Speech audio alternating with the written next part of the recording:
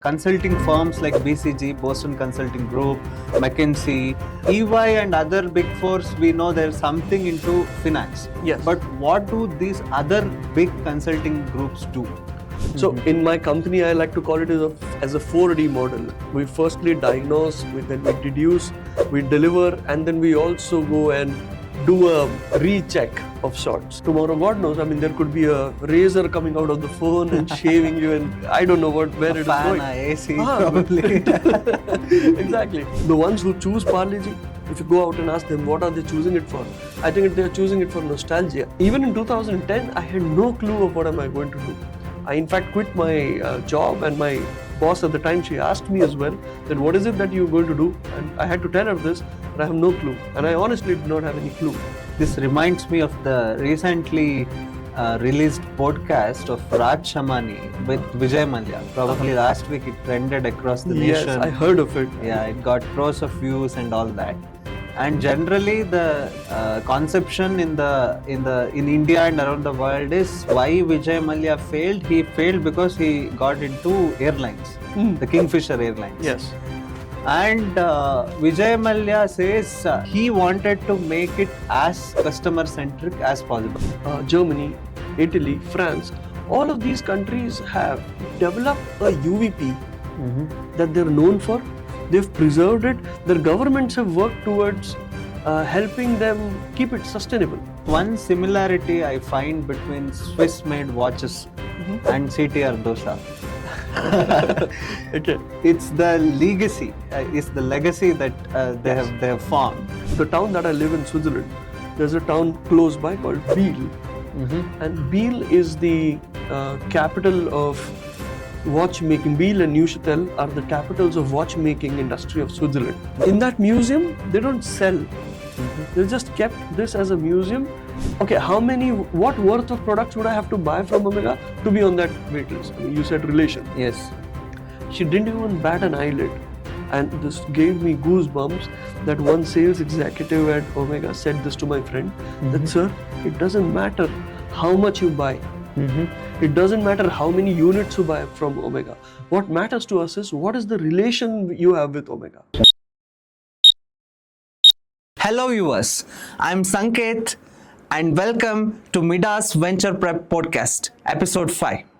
Today we have with us Mr. Ketan Heda. Ketan has his post-graduation degree in Symbiosis Pune and then has done an executive education in IIM Bangalore. Ketan began his career in hospitality industry, managing operation, sales, training, and more. With his innate aspiration to become an entrepreneur, he started a consulting firm in Pune around 2010. His consulting firm Acharan today has its offices even in East Africa and Switzerland. He also runs a law firm at Pune, being a lawyer and an advocate himself. His consulting firm Acharan today has clients in various different industries, including education, hospitality, IT, manufacturing, packaging, automotive industry, and so on.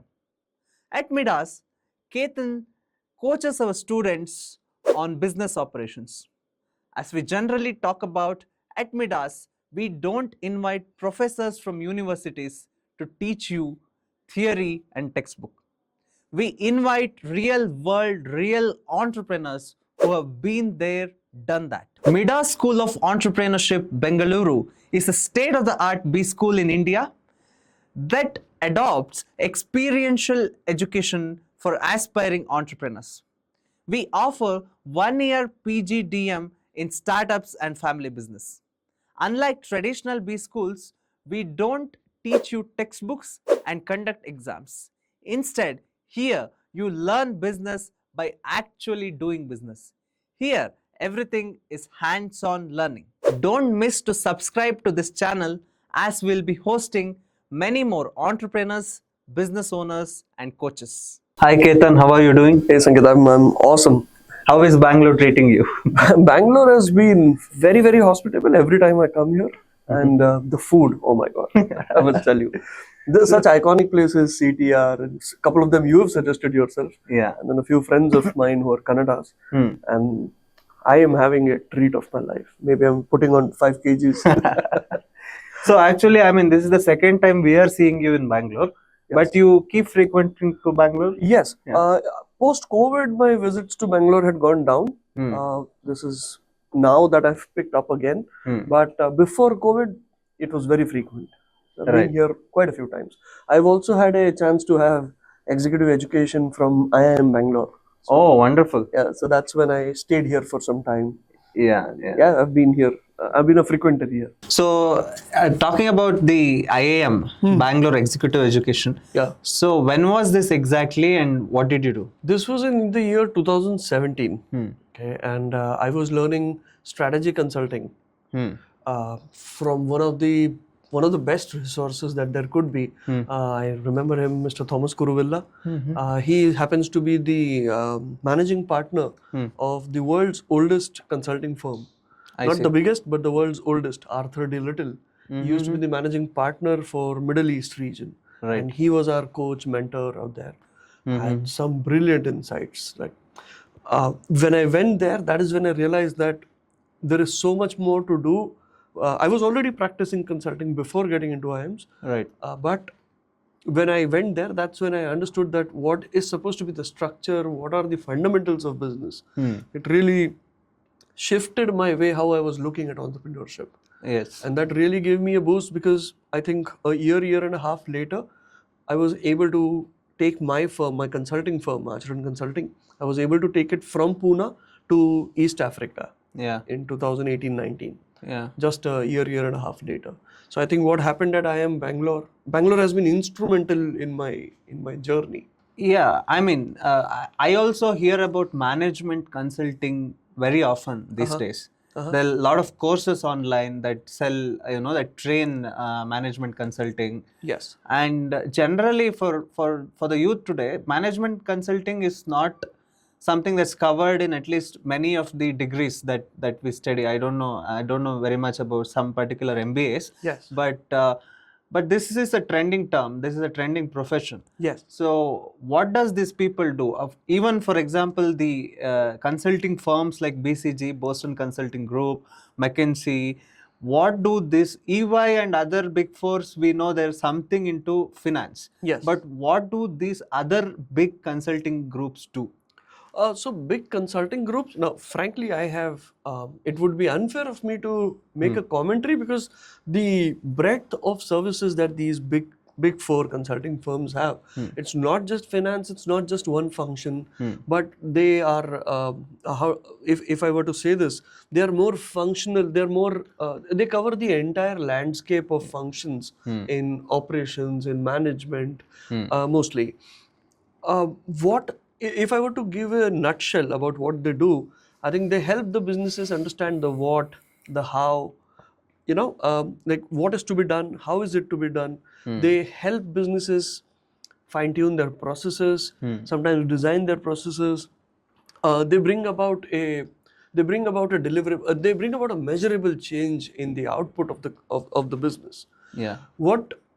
So I don't relate or I don't call myself a management consultant. Right. I'm more of a strategy consultant. Yeah.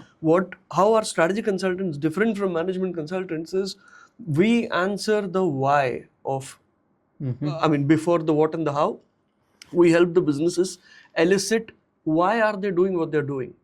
Why should they be doing what they're doing or what they're wanting to do, and why should the market take cognizance of the fact that you exist. Yeah. These are some of the things that we help businesses answer. Right. So this takes us to the obvious question. So you're a serial entrepreneur. You have your companies in Pune and in Switzerland. Yes. Africa. My Pune company has been taken to Africa, East Africa and Switzerland also. Where in East Africa exactly? Uganda specifically. Yeah. Yes. So and in Switzerland. Yes. So what do you do? What does your company do and what do you do? Yeah. Like I just said, my company, we help our clients. If you specifically ask me about Europe, we are still finding our feet in Europe, frankly. But what, in a nutshell, we help our clients do is help them make informed business decisions. Right. Okay. Now, generally, when we go to a client, the client speaks first, which is they mention us their problem statement. Not to say that they're wrong, but sometimes the problem statement may not be well defined. Yeah. Because sitting at the top, sometimes you may not have a detailed view of what's happening on the ground. Yeah. Right? Like for example, we go to our clients and they say, business acha hai, dhanda acha hai. It's just that my profitability is not as high as my competitors. Yeah. Okay, or everything is good and it's just that my team is not settled. These are the kind of problem statements that our clients tell us. But the problem is, these problem statements are not problems, they are symptoms sometimes.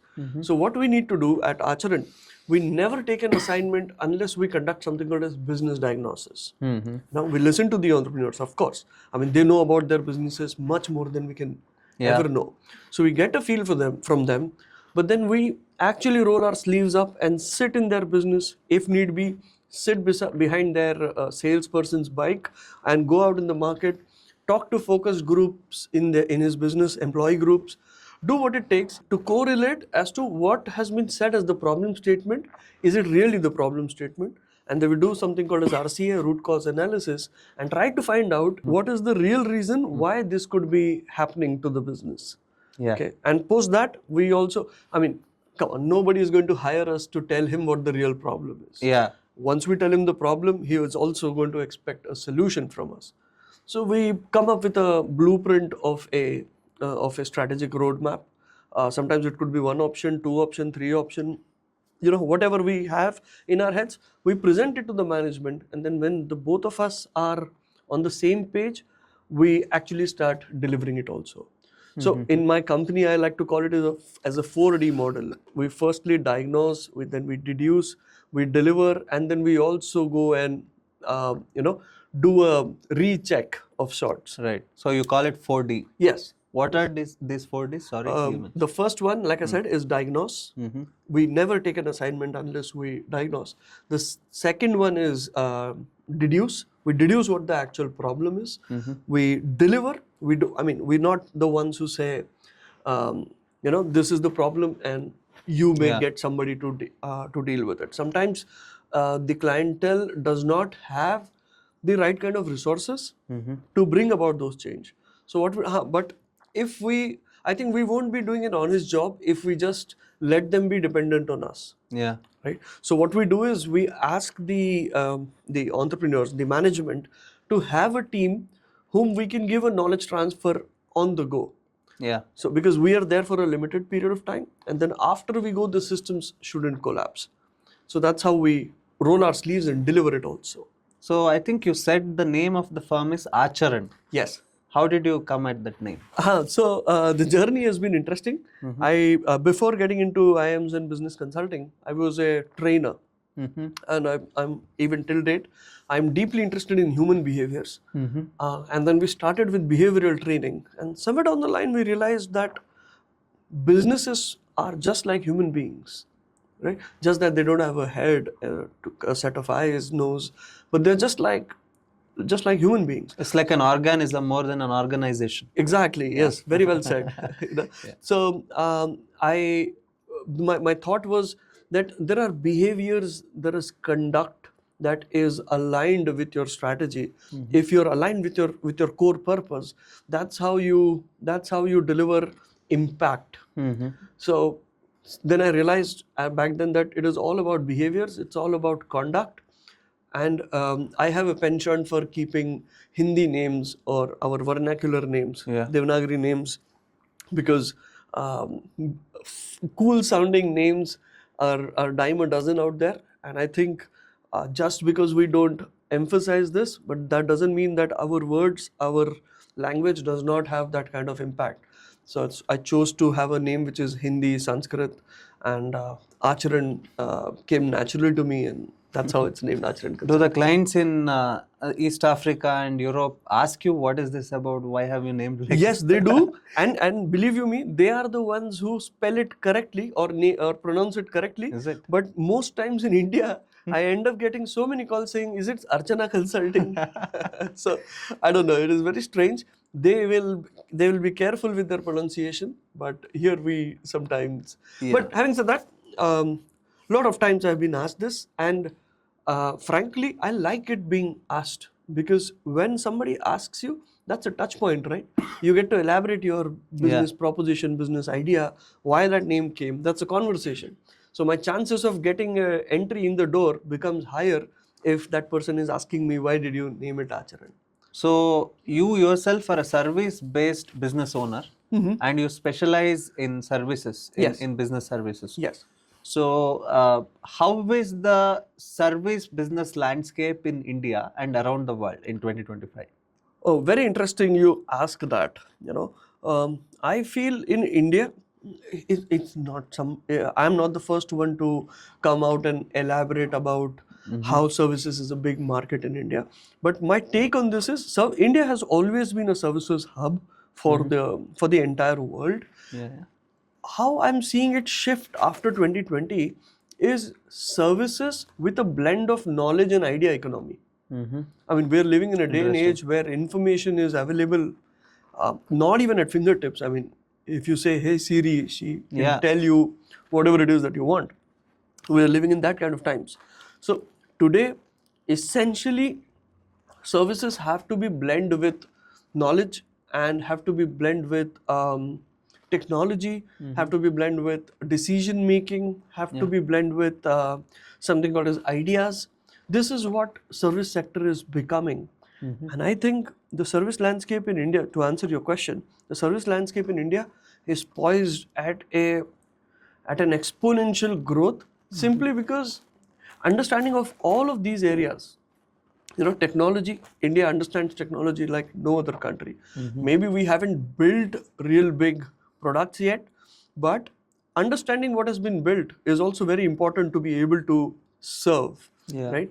And that understanding Indians have at the highest. We're at the pinnacle. So I think if there is a little effort from all the stakeholders in this ecosystem, I think we will really, really excel.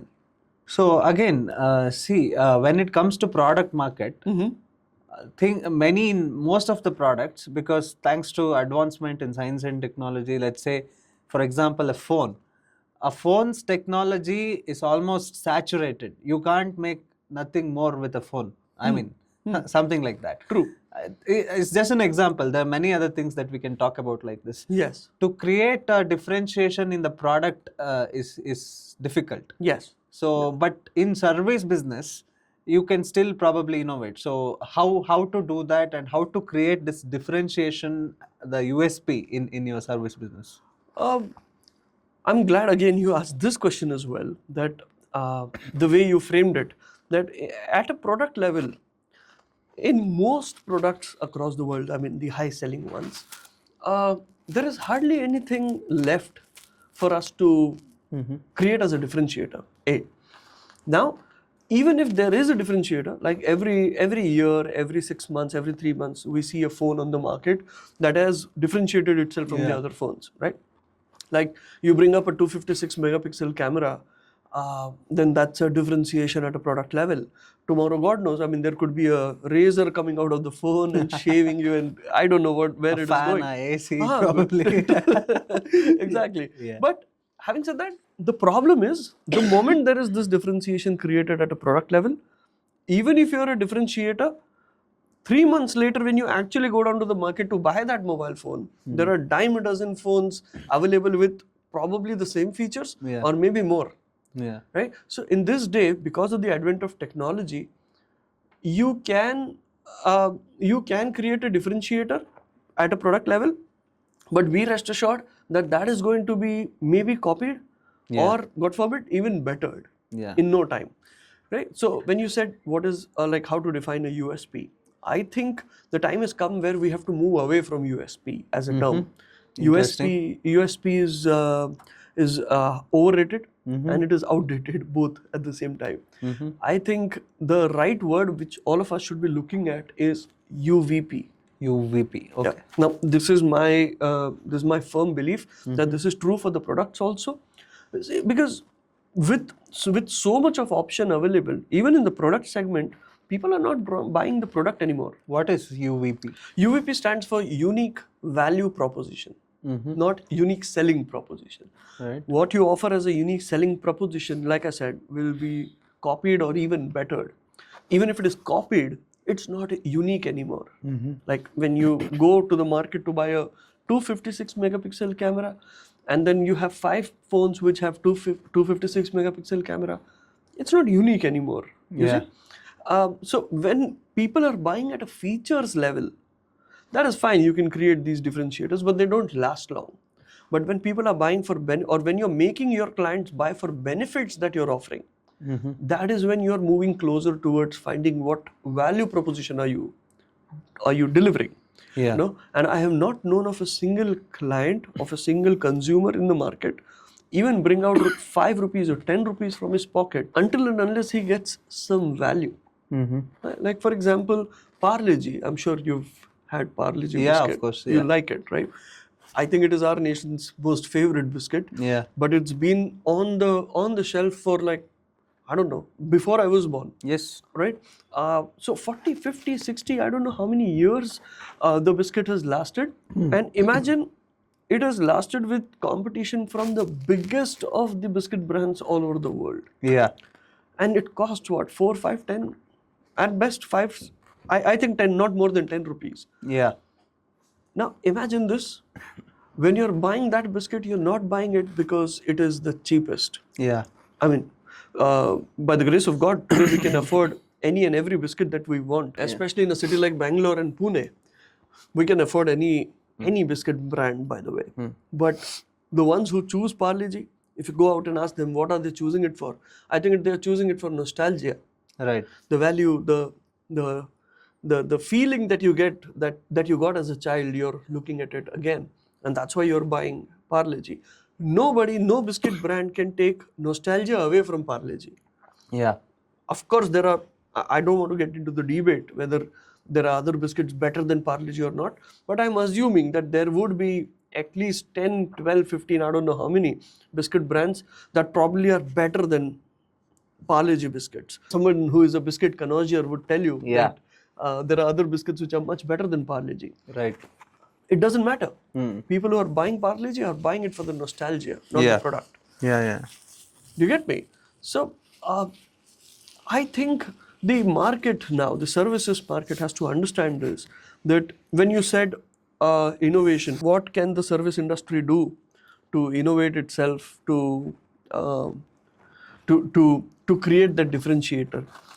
I don't think, I mean, when you talk of things like that, mostly the market is inclined towards thinking that I have to do some technology innovations to bring about a differentiator. I think the differentiator in service industry is more so to do with observations. One has to observe as to where is the gap in the market. Not necessarily a bug, not necessarily an area which has never been addressed. An area which is being addressed, but how can I make it better? What is it that customers are really looking for? Right? This has worked for me, and I think this is the way ahead. This is how service businesses should approach the market. Be very commonsensical, and for which kind of people that they are targeting, they have to spend time with them. They have to be in the market, be observant enough to know where are the gaps. Yeah. Are we getting products? I think we're getting every product now. The differentiator could be in the way you're getting that product. Right. Like for example, grocery stores were always around the corner, and then DMart came, and then a lot of others came. Then delivery also was happening, but then there comes a Blinkit, which brings a service differentiator that people want it, and people want it quick. Yes. Reliable and quick.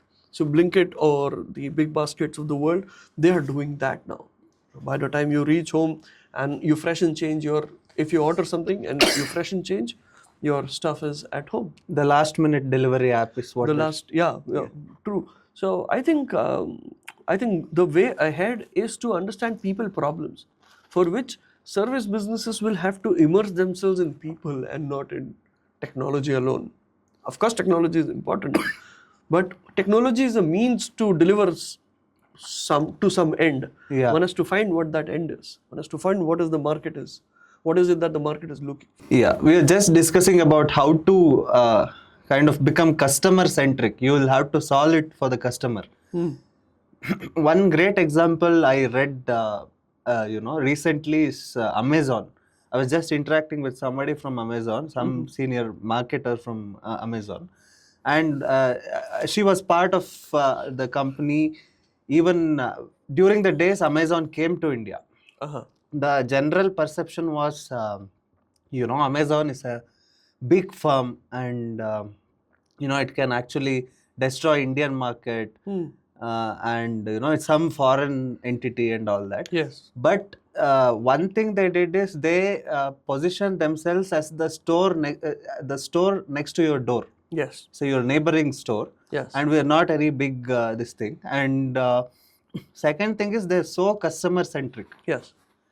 They can solve any problem for you. So they refund whatever it's needed, or they send the other product. Yes. Or they'll give you more voucher if something wrong has happened from their side. So being customer centric has made Amazon win in India, because Flipkart was there in India before Amazon came. Yes. So that's one very recent example I heard from somebody, and I was a little impressed with the way Amazon did it. Yes. So what is your advice on people who are watching this, who are business owners? How is customer centricity important, and what are your experiences being so? Okay. So is customer centricity important? Of course. Yes. Okay. So my journey into entrepreneurship has been somewhat around the word customer centricity. I did not realize it back then, but in 2010, when I was working in sales, hotel sales. I'm a hotel management graduate. After which I did my law. Okay. So in that transition period, I was working for hotel sales, and I had one clarity right from my school days, that someday I will get into entrepreneurship. I had no clue what, I had no clue when, but I wanted to. So in 2010, I thought there's never a right time to take the plunge, but then one has to. So I took the plunge in 2010. But even in 2010, I had no clue of what am I going to do. I in fact quit my job, and my boss at the time, she asked me as well that what is it that you're going to do, and I had to tell her this, that I have no clue, and I honestly did not have any clue. When I started my business, the first thing I did is, because I had no clue, I started going back to my clients who I was serving while I was in sales, and I started asking them, now that you know me for 4 or 5 years, you know my weaknesses, my strengths, what is it that you want that you think that I can do for you? Tell me that. The close clients. And someone just said, since you work for hotels, I'm refurbishing my apartment and I want it to look like a 5-star hotel. Could you just supervise that? I did that. Somebody said, I have an event in some other city in India. Can you take care of the event? I started doing that. So anybody who would say anything, I started doing that with a single mind agenda that I will narrow down later. Let me first start. Let me first take the taste of entrepreneurship. I think a few years later, when I started narrowing down, when I started asking myself as to what is happening, I really found out that as a blessing in disguise, but I have built a customer-centric business model, because what I will serve my clients has started with keeping these clients at the very center of it.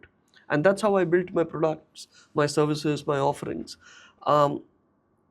Having said that, again, when I was at IIM, I learned this, that customer centricity is the most important thing, is being said everywhere. That is true, but that is true only to an extent.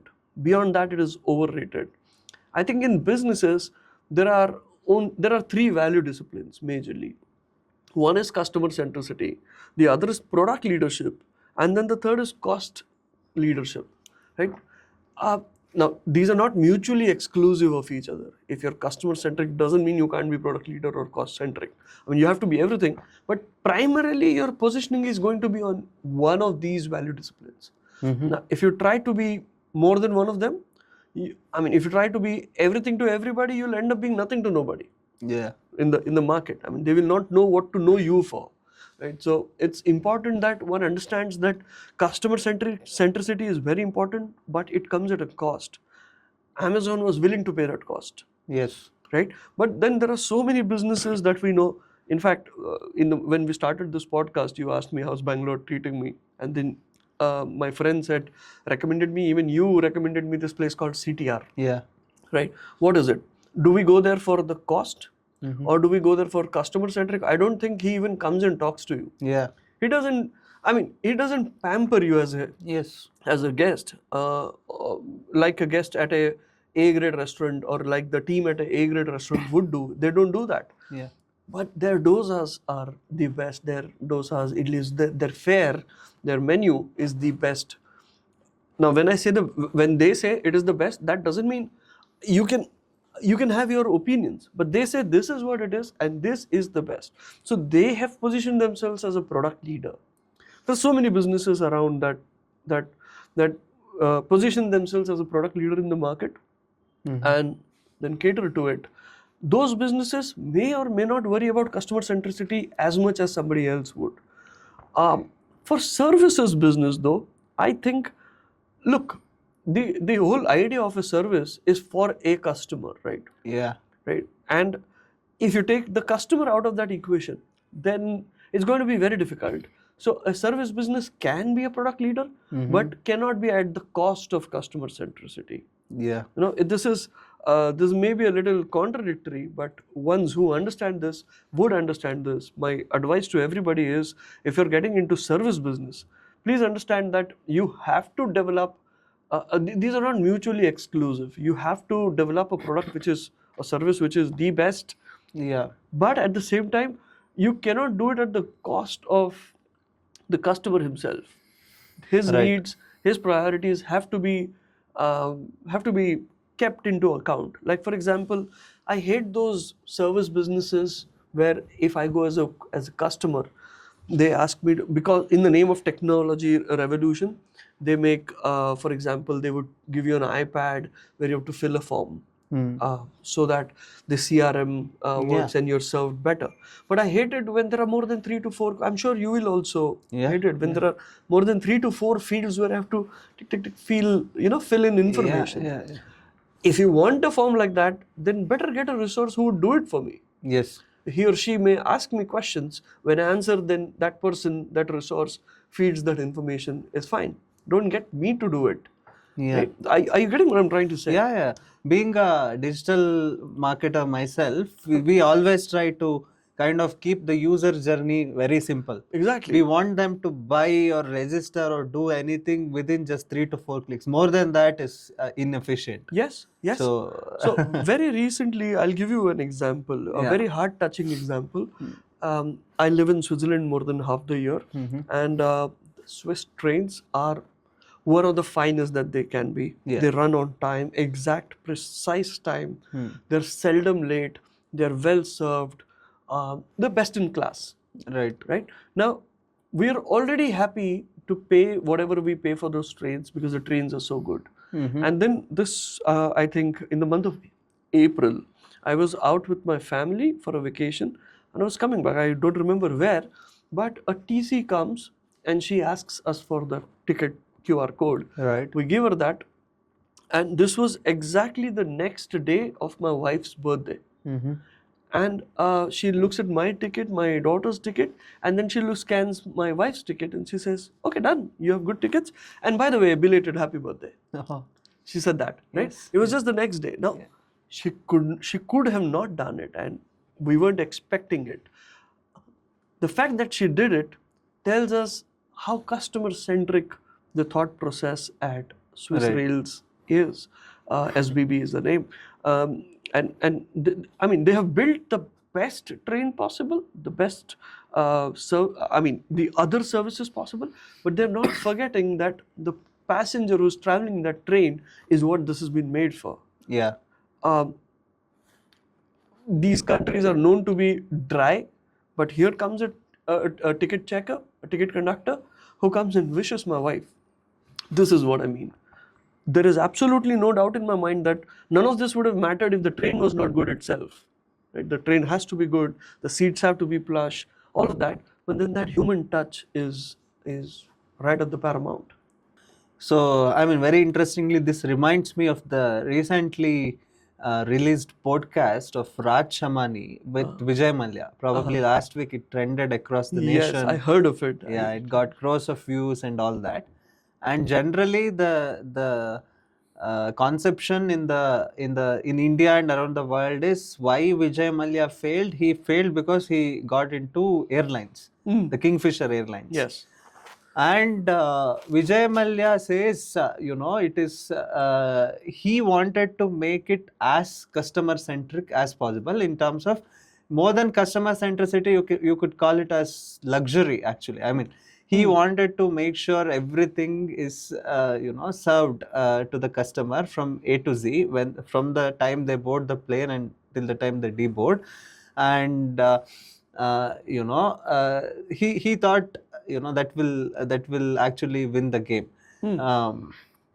But how much customer centricity is enough customer centricity? That's one more question. Yes. Because is it a balance that you have to strike? Because at the end of the day, the airlines did not win. Yes. So what is your take on this? Yes, you're right.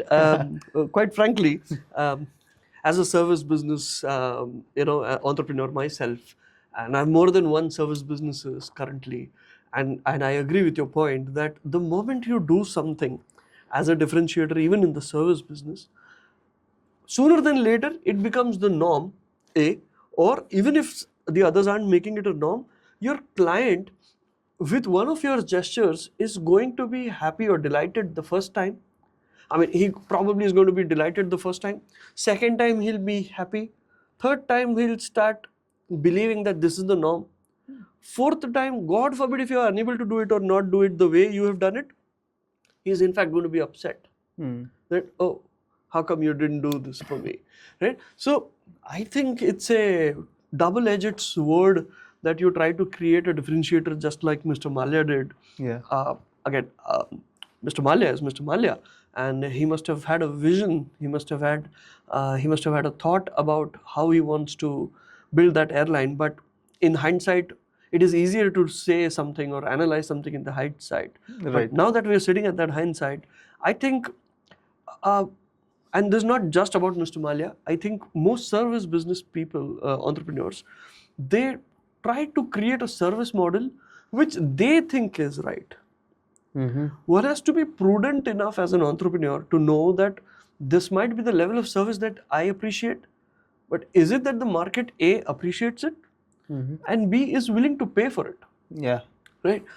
It is all hunky-dory, it is all fantastical to listen to this that, at 30,000 feet in the air, Kingfisher Airlines is going to do this and that for you, and it's all nice. But then when it comes, you will be able to do that for me when I come on board the plane. Yeah. But I have to pay for the ticket beforehand. And when that question comes of paying, I'm going to compare you with everybody else. And then if the price difference is substantial, probably I'm going to, maybe change my mind. And maybe that happened with Kingfisher, maybe. Yeah. Or the likes. I mean, one has to understand that what kind of market you are in, who's your target market, and if that target market at that pricing, is it enough for you to sustain? Yeah. Right? Any which way, airlines or aviation is a difficult, very, very difficult industry, very complex industry to be a part of. And then Mr. Mallya chooses to do something in that already complex industry at a time when the aviation sector in India was still evolving. It was at a very nascent stage at the time. Yes. Maybe all of this probably didn't work for him. But when you do it at scale, for example, again taking an aviation example, just because we're talking about it, if you look at the Indigo Airlines, they just do the job. They serve a sandwich that's not even heated. They don't carry ovens in the aeroplanes. Yes. But they're mostly dominated in a domestic as well. So domestic, when it happens, when people fly domestic. Yes. So their goal is in a couple of hours, I will reach the next city, the city they want to go. So Indigo just does the job. Yes. They are not expecting luxury. They're not expecting much hospitality and things like that. So when you do things at scale, would you need to figure this critical point? How much Yes, service pretty much. is good service? Yeah. Yes, pretty much, because I think Indigo cracked the game Yeah. because they understood that when you're trying to sell something at scale, you cannot have luxury as a service differentiator or as your your prime positioning, because when you sell something which is luxury, well, it comes at a premium pricing, right? And premium pricing and scale are exactly those two things that are opposite of each other. It's very, I'm yet to see a business in India that has scaled luxury Right. to that extent. I mean, beyond that 4, 5, 10% of Indians, upper middle class and the real uber rich class, beyond that, it is very difficult to bring the, I mean, if you're going to look at luxury and bring out something like what Kingfisher Airlines did, and then target 100 crore Indians at the time, It's not going to work. it's not going to work. Yeah. Yes, if you could build a business model which targets just the 3%, 5% of India, and then you're able to build, or how do I say, come out with a pricing model which sustains your business at that level, probably then yes. But you cannot expect a commoner to shell out 2x, 3x just for the luxury for an hour and a half Yeah. mid-air. I think Indigo understood that, and probably that's one reason why Indigo is very, very successful, just like how Southwest or the likes in US are. So you alternate, you travel between India and Switzerland. Yes. 1 month in India, 1 month in Swiss. Somewhere like Somewhere that. like that. Yes. So, but the Switzerland, the Germany, France, and all this, the ecosystem and all these countries, Yes.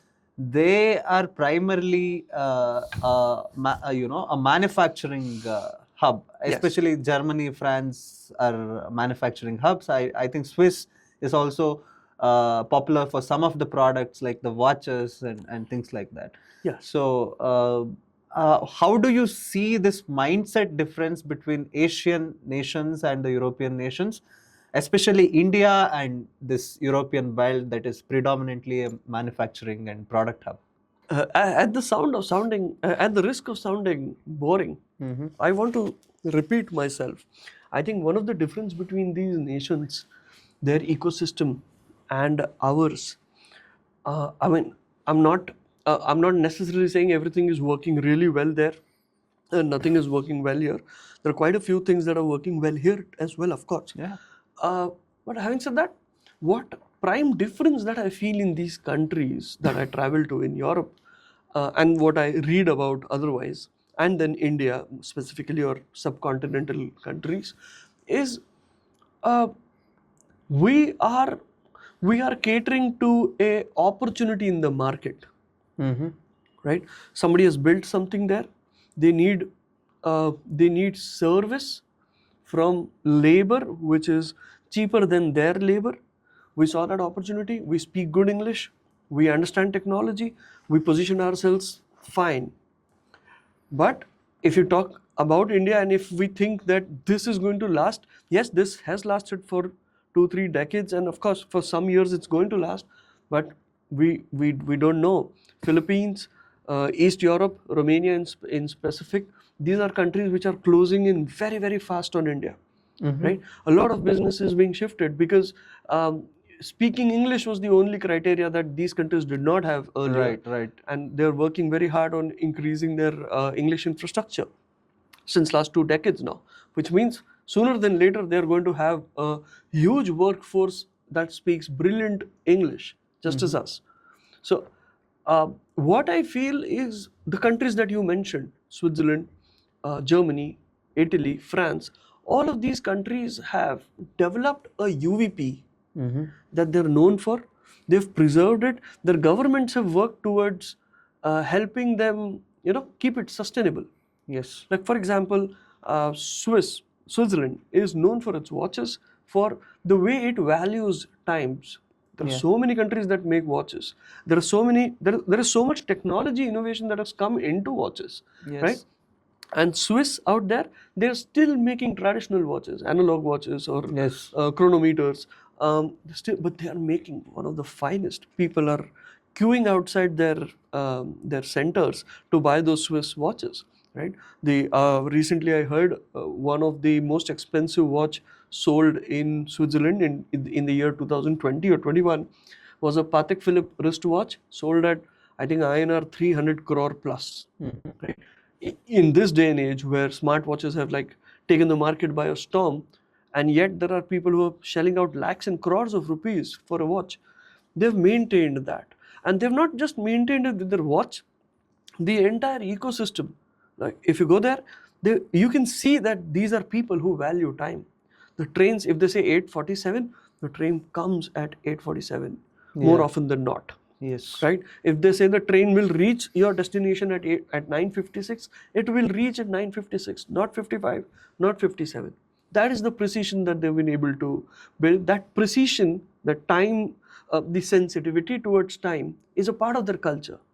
If you talk of Germany, they're known for their accuracy, their engineering marvels, and they've maintained that. There are so many countries developing cars, Korea, Japan, all of them, but even till date, America has taken the car revolution by a storm, the car market by a storm, but German cars are still right at the helm. Italy is known for its art, its hospitality, its cuisine, and they have maintained that. France is known, I think France and Italy both, but mostly France is known for being a fashionista, a fashion capital of the world. They've maintained that. The best brands, the best perfumes are still coming from France. You see what I'm trying to say? Yes. Right? They've developed a UVP and they found out a UVP and developed a system to ensure that that UVP remains with them. Lot of things have happened in the world, but the Swiss watch industry is still the best. Lot of innovation has happened in the cars. The Teslas of the world are talking about driverless cars. Yeah. Will BMWs and Mercedes and Audis adapt to it?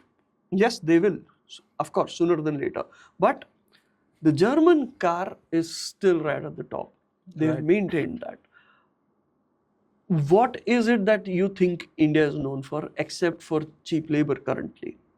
So somebody somewhere, the entire ecosystem, all of the stakeholders, government surely, entrepreneurs also, all of us have to understand that we need to find what is our UVP, and then we need to work very, very hard in keeping that, or in positioning ourselves in the world for that.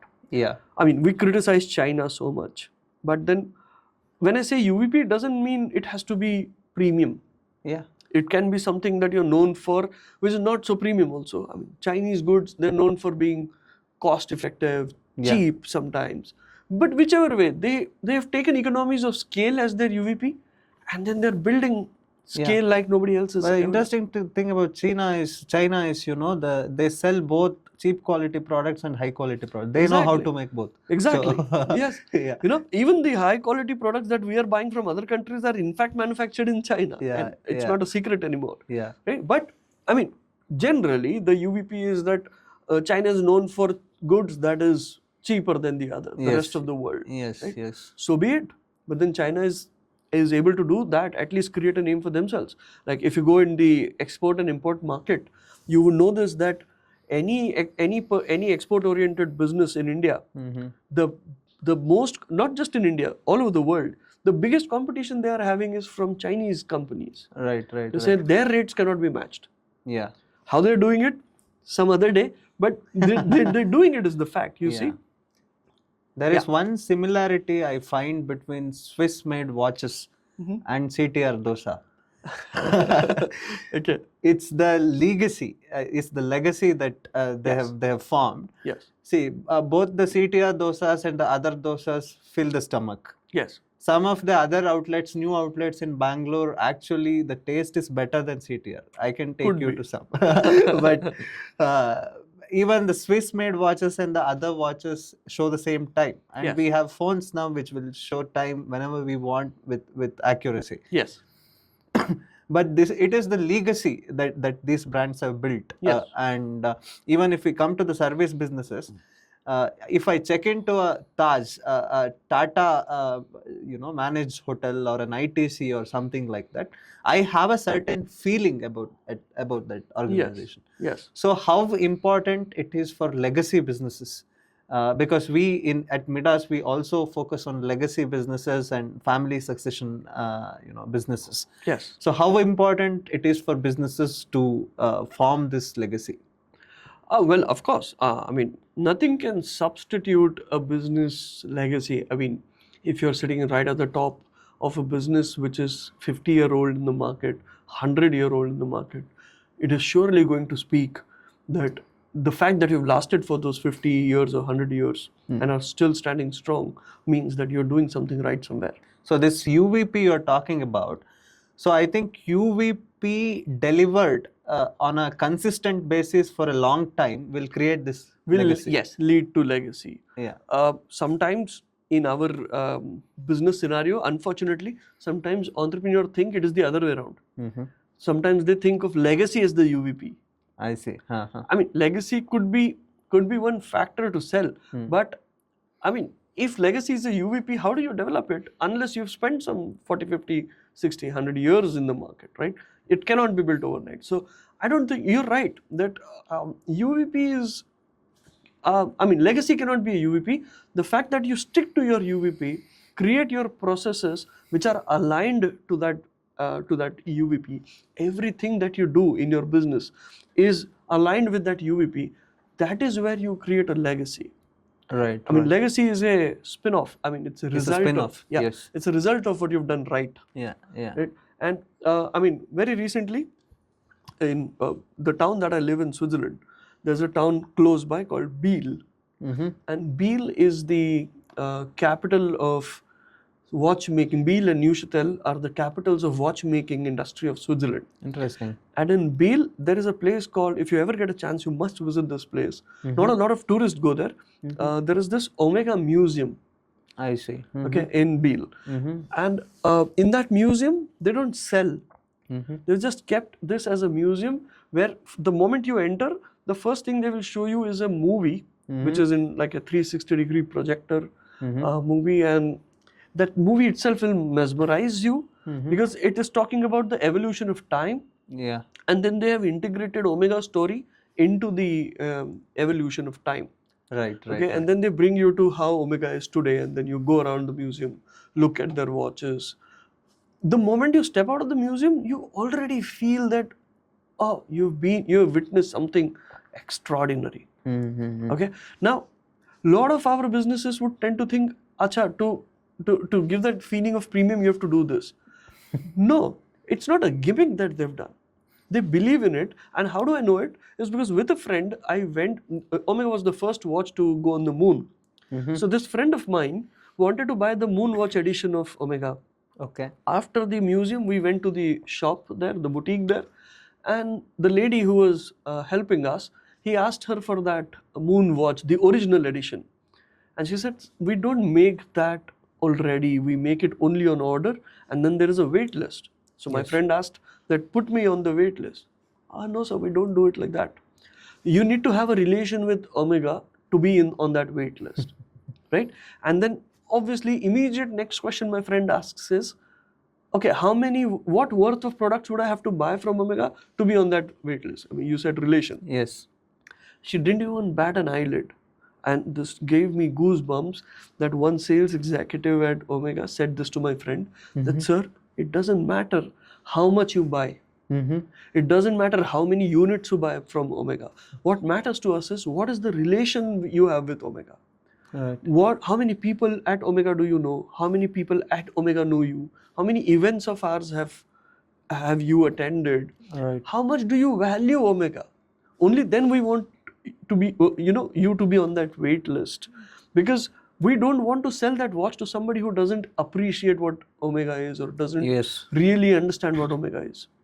Can you see that? Yeah. She is denying a sale worth I don't know, thousands, tens of thousands of francs.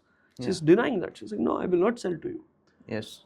This is integrated approach towards maintaining your value, and that has led to the legacy that Omega is. So probably final question for the day. You're also a law expert. You have studied law extensively. Yes, I have a law firm also which I had in Pune. Yes. So what should a 20-year-old who wants to create a service-based business or a business in general should be aware the legal compliances that he or she should be aware of for creating a company, to start an enterprise, and so on? That's a very, it's a very Wide. simplistic but a wide question, because compliances in India is a big thing. Yeah. What type of industry are you wanting to get into? That will dictate as to what is the compliance. Right. But talking of compliances, I want to say this to everybody in India, that gone are the days where compliance was the least of the worry of an entrepreneur while starting. I mean, some 10, 20, 30 years, some 10, 15 years back maybe, all we were thinking is compliance kar lenge baad mein. Yeah. It's no more like that. Of course, it's not come to that level of West, but it is catching up. And compliance is becoming very important part of businesses. But one thing, since you asked what is it that you would like to share with 20-year-olds, I would like to share one thing with these 20-year-olds or with everybody is, sooner than you know it, in fact already, law has become a cornerstone of strategy, business strategy in India. Right. If you don't understand law, I'm not saying you become an expert in law, but if you don't understand law, it is very difficult to navigate the business landscape, the VUCA, the volatile, uncertain landscape of businesses in India. Right. And when I say law as a essential part of strategy, I don't mean just compliance. I mean more than that. Right. Intellectual property. Yes. The scene of IP is catching up like nothing before. Yeah. Traditionally, as a country, we have not valued IP so much. Right. The IP scene is still in the evolution stage, but it is catching up faster. Yeah. Right. So I think my advice as a lawyer and also as a business consultant to everybody who's watching this podcast of ours is, please consider law as a very important tool in your business strategy. Right. Are Indian laws very complex or? Well, any law is very complex if you don't understand it. Right. The application of law, the word of law itself, I would rather use a word called subjective than complex. Right. The interpretation of law is very important. And it's a skill that you develop. Yeah. Okay. So of course, I would advise, not just because it suits me, but you're anywhere in India, you must have a legal consultant. All businesses must have a legal consultant, preferably on a retainer basis. Why I'm saying retainer is because when you are in a problem, if that is when you will go and start looking for a lawyer, and if you lose time, and then if there is a problem with the judiciary, well, you have no right to keep blaming the judiciary and the process. Yeah. Right? Law has to be now looked at as a precautionary approach rather than a reactionary approach. Yeah. Right? So, I mean, the essential part, like for example, there is something called a special analysis, political, environmental, social, technical, ecological, and legal. Right. So that legal part of this is very important. And you just don't know what's hitting you from where if you don't understand law. Yeah. A client of mine in Ahmedabad, where I think in 2017, we were building strategies for them. They were into BOPP tapes manufacturing, the secondary manufacturing, cellotape, what we generally call, but industrial cellotape, right? And it is essentially built out of a plastic film. Right. Suddenly, the Supreme Court passes a judgment saying all plastic beneath 20 micron is banned. For 60 or 80, I think 60 or 80 crore plus business comes to its knees. It's, it is halted abruptly because their machines are calibrated to only pass a 20 micron sheet through it. Yes. Right. If that is banned, how do they make cellotape? For them to have a 50 micron tape, as in a film, but the machines have to be recalibrated or repurchased sometimes. Yes. It was not an easy job. So they lost crores of revenue because of one thing. In all likelihood, if they had a legal advisor who could have told them already about something like this coming their way, who could have read, understood, analyzed, maybe something could have been done. Yes. Right? So there are so many such cases that I can talk about. But the crux of the matter is law is something that you cannot ignore anymore. Right. Makes sense. So thank you so much for your time. So It was a pleasure. It was a pleasure. So I hope we have learned things about management consulting, service businesses landscape in India and abroad, and also a few things about the law. Look forward to host you next time again. Absolutely, whenever. Yes. Thank you so much. Thank you so much. Yeah. Thank you so much.